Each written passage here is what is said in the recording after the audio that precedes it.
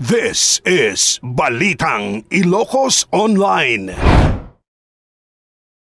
Ating po mga kandidato muna po, sana po wag po tayong mababahala kung meron man po tayong mga QRTs na nakadeploy po. So unfortunate lang po dahil sa lahat po ng mga na-deployan po natin na QRT, so nilawag lamang po ang nagko-complain lang po.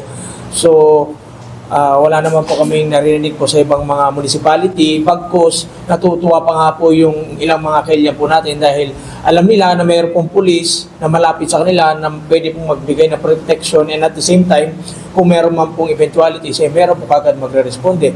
And at the same time, nagbibigay po ng paalala sa pagbibigay po ng leaflets regarding po vote buying. I believe naman po wala pong masama po doon.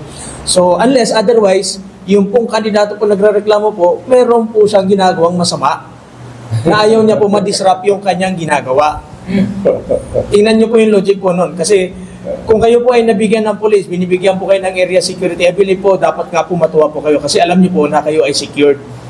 Gaya nga ng sinabi ko po, last national election 2022, yan po yung isang effective tool kaya wala po tayong naitalang election violent po o incident. Election violent incident po that time. Wala po tayong naitala. Peaceful ang election po that time. So sa ating po mga kandidato na babahala ay po sa mga po natin, sa mga kalyan po natin, kayo na po mag-isip.